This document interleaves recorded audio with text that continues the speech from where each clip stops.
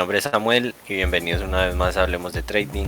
El día de hoy nos encontramos con el Tux y queremos hablar un poco acerca de los miedos de perder, los miedos a la hora de operar, cómo los miedos también pueden ayudarnos a crear hábitos, quizás la disciplina para vencer los miedos. Bueno, hay como mucho que abordar en el mundo del trading acerca de este tema, así que te doy paso, el Tux, para que, si quieres, nos des una introducción.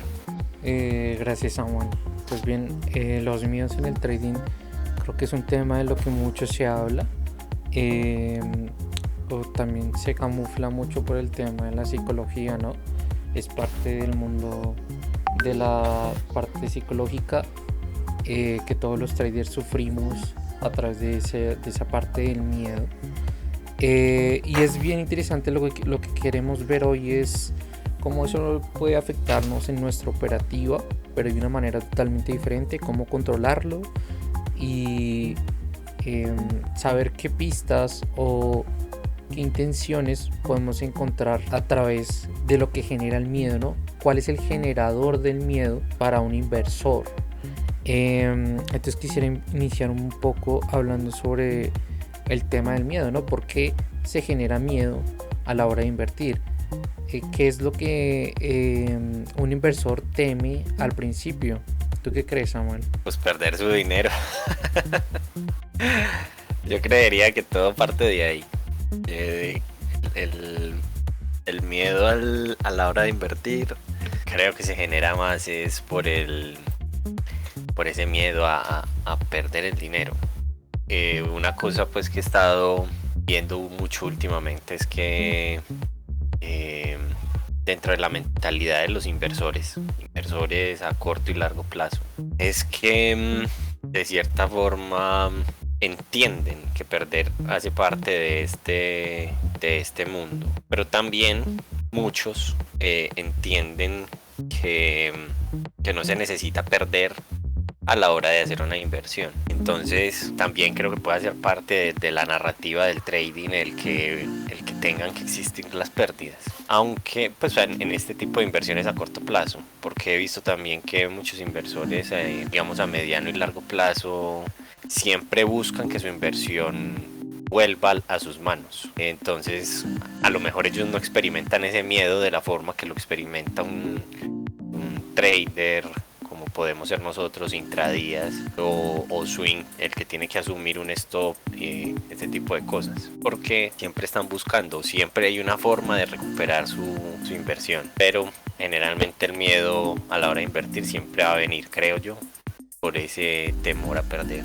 Como bien tú lo comentabas, Samuel, el miedo se genera principalmente de ahí del temor a perder, ¿no?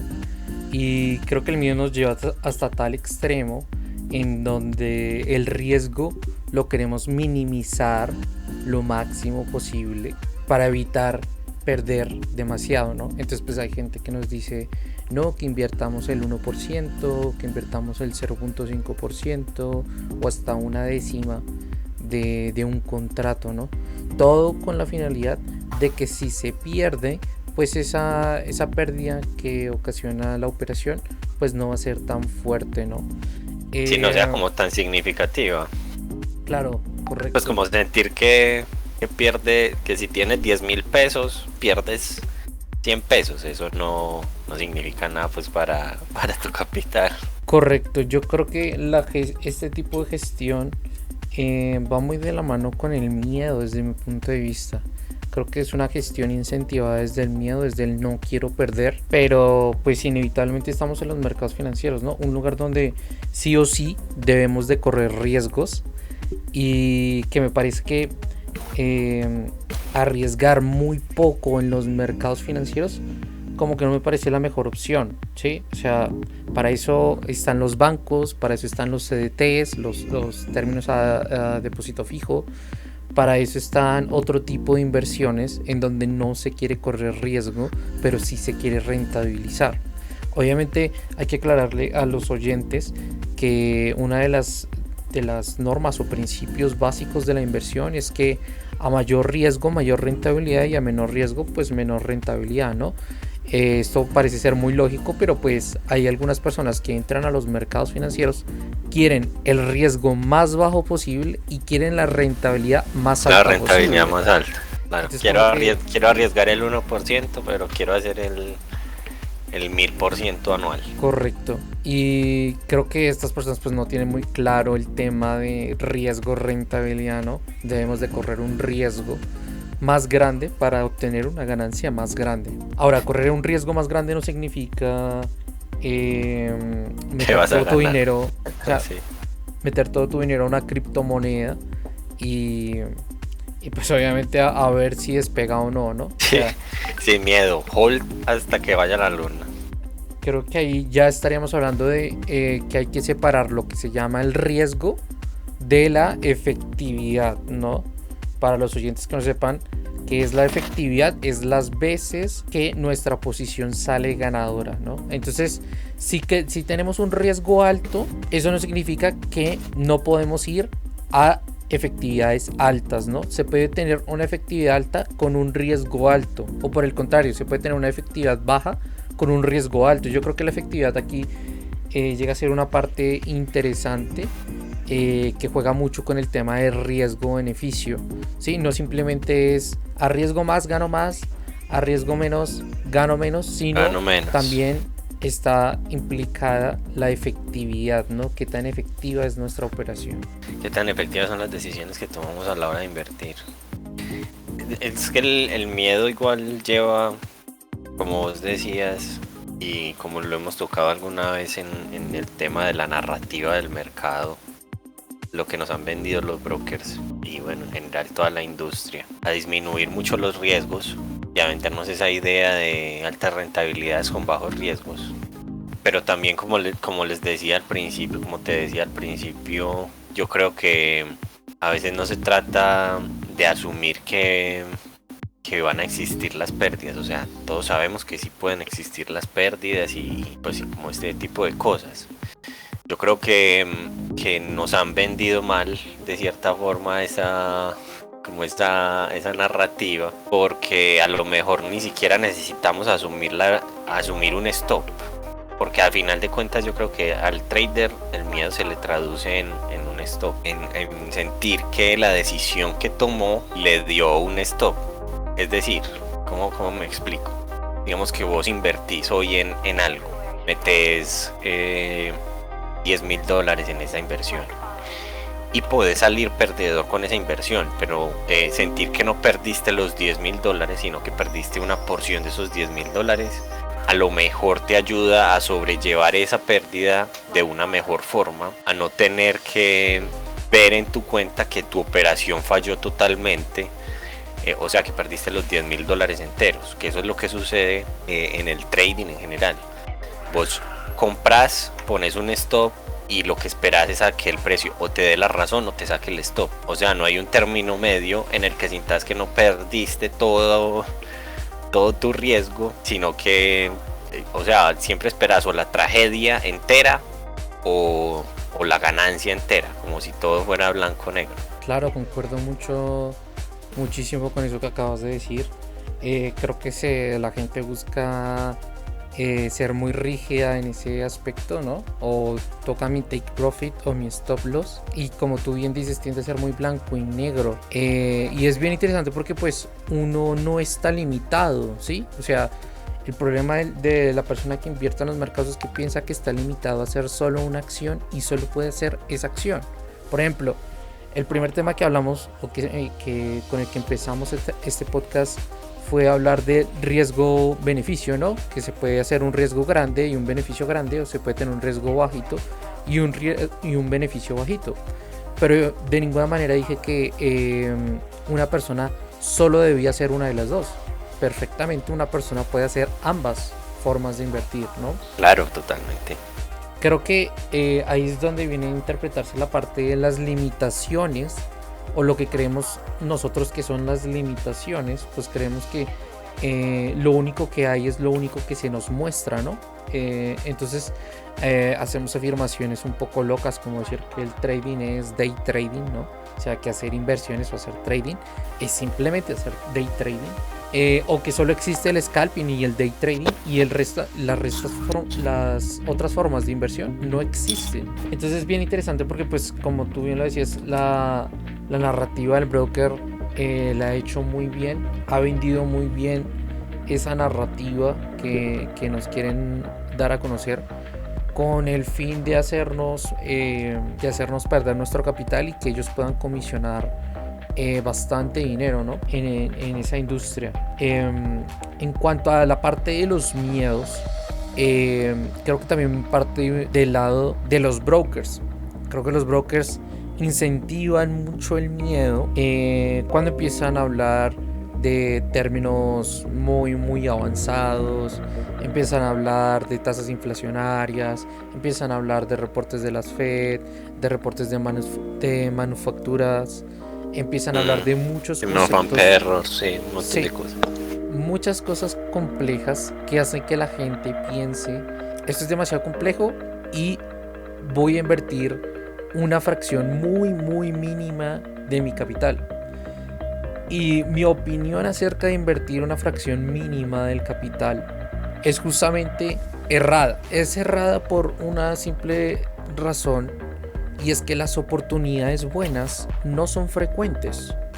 En la vida, creo que las buenas oportunidades que a uno le pasan no suceden muy a menudo. Sin embargo, en el trading siempre se está hablando de que existen miles o cientos de oportunidades, e incluso hablan de que hay oportunidades todos los días en el mercado, a todo momento. Y creo que eso es erróneo desde mi punto de vista. No sé tú qué piensas. Eso que acabas de tocar me parece muy interesante, porque parte de toda esta narrativa aquí alrededor del trading y de lo que estamos hablando del miedo ha sido infundarnos a los inversores nuevos que llegamos como a interesarnos en este mundo de la renta variable, es que todos los días uno debe de estar en el mercado operando, o que todos los días debe tomar una operación. Y siento yo, esto pues es una opinión personal, que hace parte también de ese miedo que nos han inculcado al que si no estás todos los días en el mercado te vas a perder la oportunidad de ser rico, de crear riqueza, de avanzar en tu vida.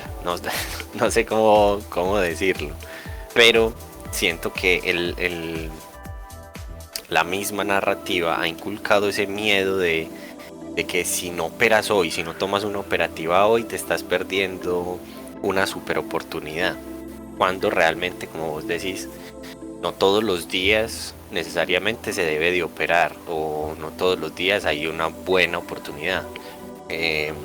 Como estás diciendo, por decir algo, comprar Bitcoin hoy no representa la misma oportunidad que era comprar Bitcoin hace 10 años. O sea, no tiene el mismo potencial de crecimiento, por así decirlo. Y dentro de esa narrativa, yo creo que nos han vendido que el trading quita esa oportunidad, como que haciendo day trading o haciendo trading en escalas temporales bajas, pues no es necesario evaluar el costo de la oportunidad, o que la oportunidad sí tenga altas probabilidades, o que tenga un buen resultado. Como que independiente de lo que suceda en el mundo, como que no importa, si eres day trader, todos los días vas a poder hacer dinero sin importar cómo se mueva el mercado. Puede ser que eso sea parte de esa narrativa y de ese miedo que nos han inculcado para operar más en el intradía, ¿no? Pues eso puede ser como una conclusión que yo sacaría de acuerdo a eso. Claro, podría ser algo que ya sería discreción de los oyentes de que saquen sus propias conclusiones acerca de lo que contamos con respecto a lo que hacen los brokers, a la narrativa que nos cuentan. Cuando ocurre esta oportunidad, que como bien ya dije, en mi caso son escasas, ¿no? Entonces cuando ocurre la oportunidad, se va con un riesgo muy bajo. ¿M? Es como ya encontraste una oportunidad buenísima en el mercado, pero ese miedo que te han incentivado te lleva a arriesgar un capital muy, muy bajo. Entonces obviamente, claro, pierdes bajo, pierdes muy poco, pero también cabe recordar que ganas muy poco. Entonces pues obviamente llegamos al tema de tengo mucho miedo, voy a riesgo muy poco en los mercados financieros porque todo el mundo me está incentivando este miedo y todo el mundo me habla en un lenguaje que parece chino. Entonces voy a riesgo poco, termino ganando o igual o menos que un CDT, o igual o menos que lo que un banco te puede ofrecer. Y obviamente la gente a esto le llama ya soy trader rentable, ¿no? Entonces ya hice 10% de mi capital este año, ya soy trader rentable. Y no nos damos cuenta de que pues obviamente vas a retirar ese 10%, ¿cuánto de impuestos te van a cobrar? ¿Cuánto es la inflación que hubo en ese momento? ¿Realmente vale la pena hacer 10% en los mercados? Teniendo en cuenta que pues es un lugar donde se acumula un riesgo y de igual manera se acumulan buenas oportunidades. Realmente un 10% es realmente bueno en los mercados. No, porque el esfuerzo que lleva a conseguir ese 10%, que este tema pues, de los míos lleva muchas cosas a cuestionar de cierta forma como nos han vendido la industria. Por ejemplo, en mi caso, les voy a poner mi caso aquí, les voy a exponer mi caso. Uno de esos miedos pues que como les contaba era el perderse oportunidades, el que si hoy no opero, quién sabe el resto de la semana cómo me va a salir. Entonces como que ese miedo a que si no opero hoy, entonces no sé el resto de la semana cómo va a salir, porque puede que hoy se dé la oportunidad que saque positiva toda la semana, a pesar de que el resto de la semana salga negativa. Pero si hoy no opero y el resto de la semana sale negativa, pues estoy entrando en pérdidas, por así decirlo, desde el day trading, desde mi experiencia en el day trading. Entonces ese miedo lo lleva a uno pues a estar en el mercado día a día, de sentarse a estudiar el mercado, después de que cierra el mercado, sentarse a estudiar para ver qué es lo que pasó, crear un sistema, probar el sistema, hacer backtesting. Luego pues tienes que gastar tiempo viendo el mercado para operar. Al final son un montón de horas acumuladas y que si tú te pones pues a hacer como el cálculo y ves como el esfuerzo que estás haciendo respecto a la retribución que obtienes, te puedes empezar a cuestionar muchas cosas. Por ejemplo, en mi caso, yo dije, bueno, pues yo soy day trader, digamos que en este caso todavía no soy un trader rentable, entonces lo primero que voy a hacer es darle un valor a mi hora. ¿Cuánto vale mi hora y cuánto tiempo estoy invirtiendo en mi trading? Entonces yo dije, pues voy a ponerle un valor muy bajito. Voy a decir que por cada hora que yo invierto en el trading, al no ser un trader rentable, mi hora vale $2. Si yo hago como toda esa conversión de mi tiempo a lo que gano, entonces obtengo de cierta forma que diariamente un day trader en promedio se está gastando entre 6 y 8 horas para ver el mercado, entre lo que opera y el tiempo que invierte por fuera para crear su estrategia y todo. Entonces más o menos se gasta ese tiempo, un discrecional y hasta yo diría que un sistemático también. El año tiene 240 días operables aproximadamente. Entonces si tú dices, pues mi hora vale $2, por 8 horas que me gasto diarias son $16 diarios, y por 240 días, entonces mi tiempo por esos 240 días vale $3.840. Eso debería ser lo mínimo que uno como day trader, al menos en este ejercicio que les estoy explicando, debería generar. Entonces como que toda esa narrativa, pensar también en esos miedos, en cómo han afectado tu forma de operar, te puede llevar a este tipo de conclusiones y buscar una solución de cómo llegar a esto. O sea, estás invirtiendo 16 horas por 8 horas diarias por 240 días, pero entonces ¿cuánto rendimiento tendrías que hacer para compensar eso? O sea, tu cuenta qué tan grande debería ser para generar ese 10% del que estabas hablando y que tu tiempo se vea compensado, por lo menos. O sea, en un año, para generar el 3.000, $4.000, por lo menos necesitas una cuenta de, no sé, de 20.000 para hacer un 10% por lo menos. Y que ese tiempo tuyo se vea recompensado. Hay muchas cosas que evaluar al lado de esto, la verdad. No sé pues cómo lo veas tú. Claro, el tiempo es un factor importante que la gente no mide. Y vemos como hay gente que después de años sigue haciendo lo mismo, sigue perdiendo dinero y piensa que hacer lo mismo le va a dar de alguna manera diferentes resultados, ¿no? Creo que aquí es donde viene la parte de que la solución a los miedos es la disciplina. Que no tuviste la suficiente disciplina, te faltó más disciplina, pero sigue haciendo lo mismo. Y aquí me recuerda mucho a una frase que decía Einstein, si no estoy mal, que decía que la definición de locura era seguir haciendo lo mismo y esperar resultados diferentes, ¿no? Entonces creo que ahí se utiliza mucho el tema de la disciplina como una excusa o como una solución directa a lo que sería el miedo a perder dinero. Pero yo quiero ir un poco más allá sobre el miedo a perder dinero, ¿no? Para mí el miedo a perder dinero es mucho más profundo de simplemente ver la cuenta en negativo, ¿no? A veces también existe el miedo a no entender, ¿no? Realmente las personas hacen acciones que les dan como consecuencia perder dinero por justamente el desconocimiento de lo que están haciendo. Hay mucha gente que invierte sin saber qué es un lotaje, sin saber qué es apalancamiento, sin saber qué es el spread, ¿sí?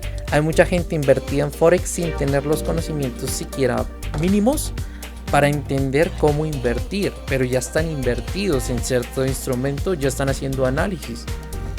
Entonces creo que el desconocimiento es gran parte de lo que serían los miedos, ¿no? Siempre. Es que el miedo de lo desconocido. Y también cuando operas sin conocer lo que haces, pues es más complejo. Entonces, lo que dices, pues, digamos que en este caso hay mucha gente que no sabe qué es el spread, no sabe tal cosa y aún así están invertidos. Entonces, claro, si empiezas a invertir sin conocimiento, obviamente vas a invertir con más miedo porque no sabes qué te espera. Es lo mismo que si yo hoy llego y te digo, mete tu dinero en esta empresa, en esta acción, compra acciones de esta empresa y pues vos me vas a decir, pues, te doy una pequeña porción de mi capital porque yo no sé esa empresa qué hace. Entonces, pues claro, ¿cómo vas a tomar una decisión de inversión si no sabes, si no tienes conocimiento de lo que estás haciendo a profundidad? Claro, el desconocimiento hace gran parte de lo que es el miedo. Y justamente creo que es algo que no se habla mucho sobre el conocimiento de un activo, ¿no? Más bien lo que la gente inicialmente hace es aprenden a usar la plataforma y aprenden a rayar líneas y ya está, venga a invertir, ¿no? De una vez y a buscar oportunidades, ¿no? Pero sin siquiera saber qué es lo que hace el instrumento, de dónde viene, cuál es su historia, por qué se creó, cosas que considero que son básicas a la hora de al menos hacer trading en un instrumento, ¿no? Mira, por ejemplo, no nos vamos muy lejos. Por ejemplo, en el day trading de los índices de futuros, el S&P, el Dow, el Nasdaq. Porque todos cuando empezamos a hacer trading en estos índices siempre tomamos riesgos tan bajos, por decir algo, 2 puntos, 3 puntos, 4 puntos y queremos hacer trading en largo y en corto, cuando el mercado en periodos de tiempo largos, o sea, sin tener que pensar mucho, sin tener que quebrar la cabeza, ni tener que sacar una estadística pues como muy gruesa o muy pesada acerca de un sistema, el mercado sube. Entonces, crear un sistema a largo plazo, teniendo conocimiento de lo que es el índice, o un sistema a mediano plazo, es mucho más fácil y que tener que entrar al day trading, a las compras y las ventas, por así decirlo, cuando realmente digamos fundamentalmente o entendiendo la naturaleza de estos índices, cómo funcionan por detrás, te das cuenta que es más probable a que el índice continúe creciendo que tener que estar buscando largos, cortos, cuando realmente crear un sistema, digamos a mediano o largo plazo, como les decía, es mucho más sencillo teniendo en cuenta esa naturaleza del mercado. No sé si me explico. De las inversiones a largo plazo y sobre el esfuerzo que hay sobre una inversión a largo plazo, ¿no? El esfuerzo comparado una inversión de largo plazo con una inversión de corto plazo es bastante diferente, ¿no?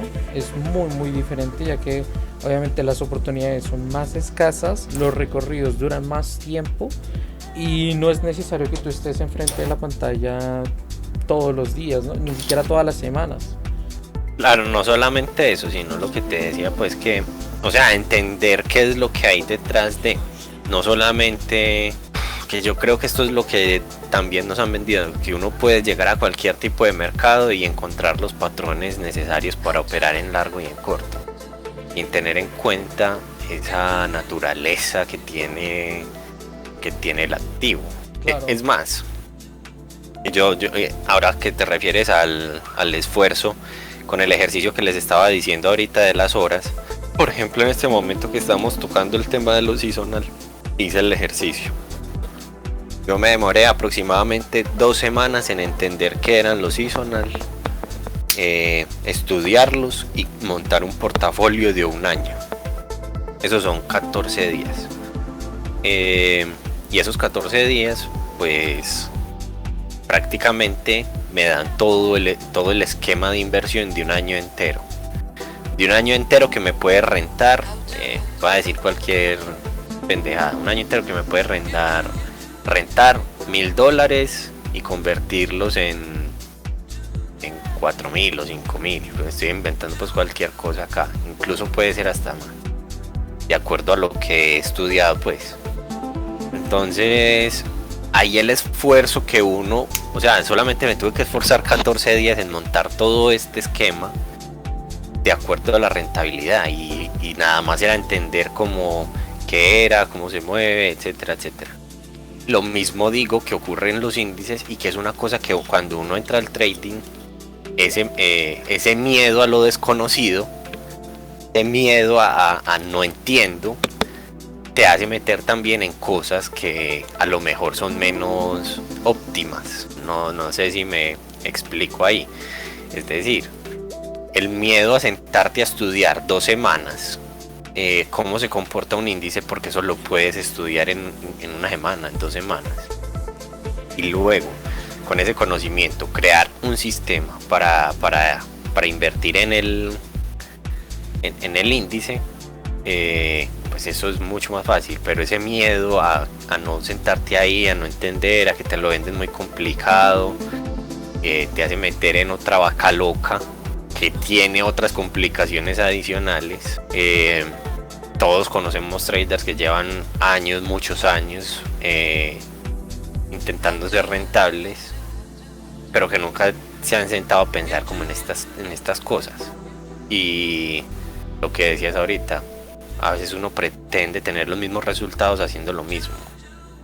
Y como tú dices, también parece increíble como decir, bueno, encontré este patrón en el Nasdaq, entonces vamos a trasladarlo al oro, sabiendo que son 2 cosas diferentes, ¿no? Una se refiere a la parte tecnológica y la otra es un metal precioso, pero de alguna manera la gente piensa que porque ve un patrón ese patrón puede cogerlo, copiarlo y pegarlo en otro instrumento que no tiene nada que ver con el instrumento que están operando, ¿no? Entonces es bien interesante cómo la gente empieza a hacer asociaciones que no tienen ningún sentido, y justamente es por esa razón que la gente no se pregunta sobre la lógica que hay detrás de un activo, ¿no? De un instrumento, qué es lo que están operando, cuál ha sido su movimiento histórico, hacia dónde está yendo, tiene una tendencia alcista, bajista o no tiene tendencia.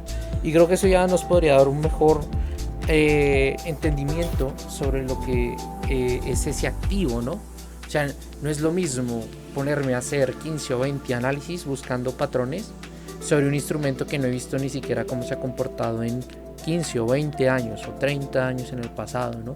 Para ver qué es lo que hace el instrumento, cuándo sube, cuándo baja, si hay alguna relación con respecto a una recesión, ¿no?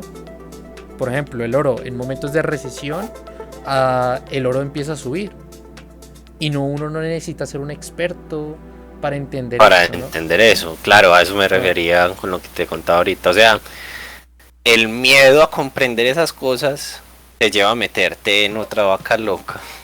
Desde mi punto de vista es más compleja. ¿Por qué? Porque tienes que lidiar entonces con los stops. Tienes que lidiar con que hay que tener una cuenta de un tamaño determinado para poder operar. Tienes que lidiar con que tienes que hacer un backtesting gigantísimo para probar que el patrón que estás viendo sí tiene sentido. Tienes que lidiar con los spreads de las plataformas, con las comisiones, con esta infinidad de cosas. Adicionalmente tienes que lidiar con los fundamentales, porque los fundamentales en el intradía obviamente tienen sus implicaciones. Hay demasiadas cosas con las que hay que lidiar por no querer entender, o bueno, por tener miedo a meterse y estudiar y entender que hay comportamientos que simplemente están ahí, como lo que dijiste, el oro. ¿Qué pasa cuando hay una recesión? El oro sube. Entonces, pues, no te tuviste que matar mucho el coco. Ya, ¿cuál es la siguiente decisión? Bueno, cada que haya una recesión, yo podría comprar oro, por ejemplo. O si estoy tradeando en intradía, es más probable que yo pueda sacar dinero tradeando en largo, por decir algo. Entonces como que esa sola conclusión, que no te lleva mucho tenerla, mucho tiempo adquirirla, te puede llevar a tomar otras decisiones, a lo mejor un poco más fundamentadas. Es mucho mejor una decisión tomada desde ese punto. Creo que genera menos miedo, y creo que dejaremos para otro tema el tema de los riesgos, que creo que también es una parte fundamental. Si tú entiendes qué nivel de riesgo tú puedes utilizar para las inversiones y cómo puedes complementar un riesgo con otro riesgo, porque como lo decimos anteriormente, no estás limitado a una sola forma de operar, no estás limitado a una sola forma de tomar riesgos en la bolsa. Y creo que entre más formas, más opciones tú tengas de invertir, más probable es que tú hagas dinero. Claro, pues por ejemplo, ahí ya como para cerrar, ¿qué te daría más miedo? Si yo te digo, ¿qué te daría más miedo de las dos siguientes cosas que te voy a decir? Meter $100 y saber que tienes la posibilidad de quemar los $100. Es decir, haciendo day trading, pues tú puedes quemar tu cuenta inmediatamente. O meter $100 en una acción o en un ETF, por decir algo, y saber que la única forma de que eso se queme, de que esos $100 se quemen, es que pierda todo su valor. Claro, que el activo llegue a cero, ¿no? Que el activo llegue a cero, exactamente. Sí, totalmente. La segunda me daría menos miedo, ¿no? Claro, es más improbable que un activo baje hasta cero. O sea, tendría que pasar una cosa como lo que pasó con esta compañía que levantaron los de Reddit. ¿Cómo se llama? GameStop. Y ni siquiera esa compañía todavía no estaba por llegar a cero. Estaba en valores muy cercanos, pues estaba muy bajita en su capitalización, pero aún no valía cero. Entonces, pues ¿Qué te puede dar más miedo? Saber que puedes perder los $100 aunque Nasdaq no caiga a cero, o saber que puedes perder los $100, o saber que es más improbable que los pierdas hasta que el activo caiga a cero. Pues o sea, como que ese tipo de cosas hay que ponerlas a veces en la balanza. Pero bueno, yo creo que podemos dejar por acá el podcast. Ha sido algo nutritivo, así que recuerden seguirnos en nuestras redes sociales, están abajo en la descripción. Recuerden darle al botón de like y suscribirse para escuchar los siguientes podcasts. Hasta una próxima ocasión.